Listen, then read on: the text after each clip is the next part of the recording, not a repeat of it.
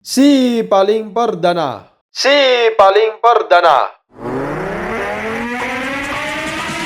Pimpinan Pondok Pesantren Al Zaitun Kabupaten Indramayu, Panji Gumilang, yang telah menjalani masa tahanan di Lapas Kelas 2B Indramayu dinyatakan bebas murni per Rabu 17 Juli 2024. Panji sebelumnya divonis 1 tahun penjara kasus penodaan agama.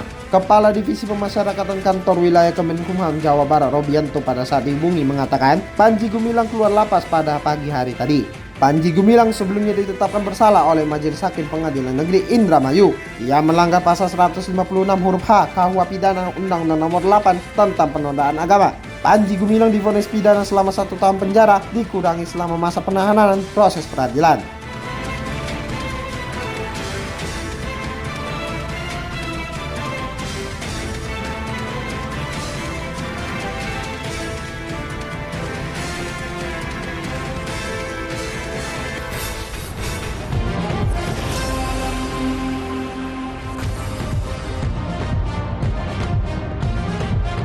Selamat malam Indonesia, Jordan Gozali kembali mengantarkan rangkaian berita faktual dan terkini yang hadir dalam DMP Event News edisi Rabu 17 Juli 2024. Beragam informasi telah kami siapkan untuk Anda dan berikut fokus utama kami malam hari ini. Prabowo disebut pertimbangkan turunkan anggaran makan siang menjadi Rp7.500 per anak. Partai Golkar sebut keputusan Gibran mundur dari Wali Kota Solo adalah pilihan yang tepat. Wali Kota Medan Bobi Nasution meminta tenan yang berada di Mall Center Point Medan dikosongkan untuk dirobohkan.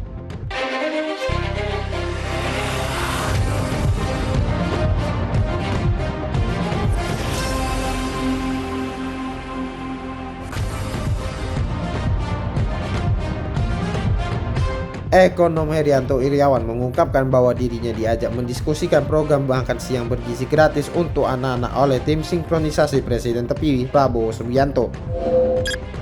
Salah satu pembahasannya adalah mengenai keinginan Prabowo menginvestasikan pagu anggaran Rp71 triliun agar dapat digunakan secara maksimal dan menjaga sebanyak mungkin anak-anak. Dari situ Herianto melihat ada keinginan dari pihak Prabowo untuk bisa menjalankan program makan siang bergizi gratis secara maksimal tanpa perlu ragu menambahkan atau mengurangi pagu anggaran Rp71 triliun. Menurut Herianto, opsi yang kemudian dimunculkan oleh tim sinkronisasi dalam diskusi tersebut adalah menurunkan alokasi biaya makanan per anak dari rencana Rp15.000 menjadi Rp7.500. Herianto pun menyadari bahwa efisiensi itu memang diperlukan agar program makan siang bergizi gratis tetap berjalan secara bertahap dengan anggaran yang tersedia. Langkah mengefisiensikan anggaran itu juga dinilai sebagai upaya baik dari pemerintah mendatang untuk menjaga keberlangsungan anggaran pendapatan dan belanja negara atau APBN. Sementara itu, Menteri Koordinator Bidang Perekonomian Airlangga Hartarto menyatakan anggaran program makan siang bergizi gratis tetap sesuai dengan yang diajukan dalam Rancangan Anggaran Pendapatan dan Belanja Negara atau RAPBN 2025. Airlangga pun menambahkan implementasi program makan siang bergizi gratis tersebut akan bersifat fleksibel. Partai Golkar menyebut keputusan Gibran Rakabuming Raka untuk mundur dari jabatan Wali Kota Solo adalah pilihan yang tepat. Sekretaris Jenderal Partai Golkar, Lodewijk F. Paulus mengatakan, mundurnya Gibran dapat membuatnya fokus mempersiapkan pemerintahan bersama Presiden terpilih Prabowo Subianto. Berita selengkapnya bisa Anda baca di situs kami dmpmedianetwork.com. Wali Kota Medan Bobi Nasution memberikan tenggat waktu sepekan kepada seluruh tenan untuk mengosongkan Mall Center Point Medan. Pasalnya, PT ACK selalu pengelola Mall Center Point Medan tidak menepati janjinya untuk melunasi tunggakan pajak retribusi. Menurutnya, keputusan ini diambil sebagai respon atas surat permintaan perpanjangan pelunasan pajak dari pihak Centerpoint yang dianggap tidak menunjukkan komitmen yang jelas. Menantu Presiden Joko Widodo ini menyampaikan permintaan maaf kepada seluruh tenan Mall Centerpoint. Bobi memberikan kesempatan kepada seluruh tenan untuk melakukan pembersihan dan pengosongan barang-barang mereka di dalam mall. Bobi menuturkan alat berat akan dikerahkan untuk menghancurkan bangunan Mall Centerpoint setelah proses pengosongan selesai dilakukan. Pemkot Medan telah memberikan waktu tambahan kepada pengelola Mall Centerpoint untuk melunasi tunggakan pajak retribusi sebesar Rp143 miliar hingga 19 Juli 2024. Namun PT ACK belum bisa melunasi tunggakan tersebut lantaran harus membayar biaya kompensasi sebesar 38 miliar kepada tenan karena mall ditutup pada Mei setelah disegel oleh Pemkot Medan. Total tunggakan pajak retribusi Mall Center Point Medan mencapai Rp250 miliar. PT KAI sebagai pemilik tanah telah membayar Rp107 miliar.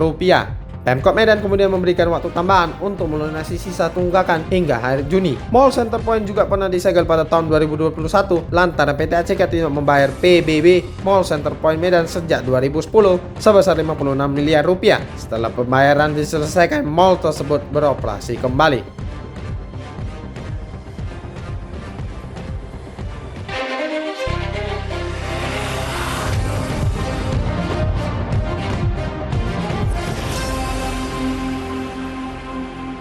Terima kasih sahabat DMP, Anda masih mendengarkan DMP Evening News, produksi DMP Media Network. Seniman asal Belanda Wieke van Dort atau dikenal masyarakat Indonesia dengan panggilan Tante Lian meninggal dunia pada usia 81 tahun di kampung halamannya Den Haag, Belanda pada 15 Juli 2024 dan jenazahnya telah dimakamkan pada Selasa 16 Juli 2024. Tante Lian yang meninggal pada usia 81 tahun ini dikenal oleh masyarakat Indonesia sebagai penyanyi lagu yang berjudul Get Me Mar Nasi Goreng atau Beri Aku Nasi Goreng. Wieke van Dort yang lahir pada 16 Mei 1943 di Surabaya dan kembali ke Belanda pada masa remaja bersama keluarganya pada tahun 1957. Ia dikenal sebagai penyanyi, artis, dan komedian di berbagai acara televisi. Namun penampilan paling ikonik dari dirinya adalah sebagai Tante Lian, seorang perempuan Hindia Belanda. Selain berkecimpung dalam dunia seni peran dan seni musik, Wieke van Dort juga menulis sejumlah buku dan pernah muncul dalam berbagai serial dan film. Pada Mei 2024, Wieke van Dort didiagnosis menderita fase kanker hati metastatis yang telah menyebar ke paru-paru dan otak penderitanya. Wieke van Dort meninggal dunia hanya beberapa hari setelah suaminya Theo Modi meninggal dunia. Modi meninggal dunia setelah berjuang melawan sakit komplikasi usus dan pneumonia sejak tahun 2023. Sejak tahun 2023 pula, Wieke van Dort tidak meninggalkan Theo Modi dan memilih untuk merawatnya. Namun ketika Modi meninggal dunia, Wieke tidak bisa mengikuti upacara pemakamannya karena kondisi kesehatannya. Dilansir dari sejumlah media, sang penyanyi sempat menuturkan bahwa ia dirawat oleh dokter yang progresif dan terampil. Tante Lian dan suaminya Theo Modi meninggalkan 3 anak. Sidang pembahasan amandemen rancangan Undang-Undang Perlindungan Data Pribadi di Malaysia pada Selasa 16 Juli 2024 mencuri perhatian.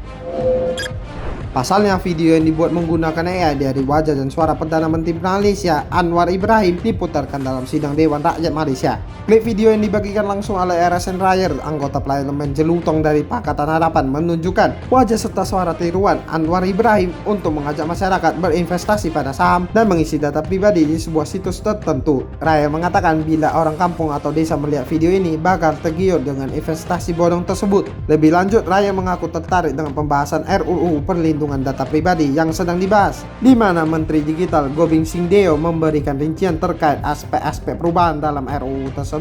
Salah satu poin amandemen perubahan RUU tersebut adalah mengusulkan peningkatan denda yang ada saat ini terhadap setiap kasus pelanggaran data pribadi. Katanya ketentuan yang ada saat ini mengatur denda maksimal Rp300.000 Malaysia atau penjara paling lama 2 tahun atau keduanya. Dengan amandemen ini nantinya akan menambah hukuman denda hingga Rp1 juta Malaysia atau penjara tidak lebih kurang dari 3 tahun atau keduanya. Amandemen ini disebut sangat penting untuk mengurangi kasus pelanggaran data pribadi dan juga memberikan pesan kepada seluruh pihak terkait tentang komitmen pemerintah Malaysia dalam melindungi data pribadi rakyatnya. Juru taktik asal Korea Selatan Kim Pan-go mengundurkan diri dari jabatannya sebagai pelatih timnas Malaysia pada Selasa 16 Juli lalu. Kim Pan-go sebenarnya masih terikat kontrak hingga Desember 2025, namun ia sempat meminta untuk mempersingkat durasi kontraknya. Wakil Presiden Asosiasi Sepak Bola Malaysia atau FAM, Datuk Wira Muhammad Yusof Haji Mahadi, mengungkapkan pihaknya mencoba membujuk Kim Pan-go, tetapi akhirnya menerima keputusan sang pelatih. Datuk Wira Muhammad Yusof sangat menyayangkan kepergian Kim Pan-go yang dalam 2,5 tahun terakhir mampu memperbaiki ranking timnas Malaysia dan membawa tim Harimau Malaya ke Piala Asia 2023. Malaysia menempati peringkat ke-154 saat Kim Pan-go ditunjuk sebagai pelatih pada Februari 2022 dan kini mereka menghuni urutan ke-135.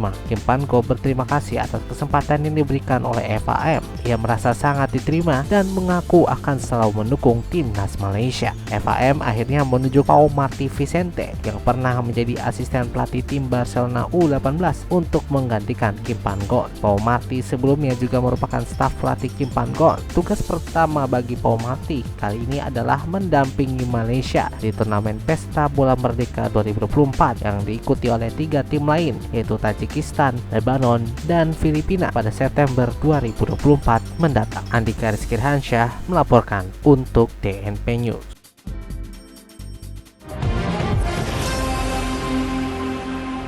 Demikian tadi DNP Evening News. Tetap dengarkan kami setiap hari Senin hingga Jumat di mana Anda mendengarkan podcast ini, serta kanal YouTube kami DNP Media Network. Kami selalu menerima kritik dan saran melalui saudara kami di redaksi @dnpmedianetwork.com. 24 jam berita faktual terkini lainnya di situs baru kami dnpmedianetwork.com. Mewakili kerabat kerja yang bertugas, saya Jordan Gozali pamit undur diri. Ini adalah DNP News, lebih informatif, lebih terinformasi. Selamat malam Indonesia.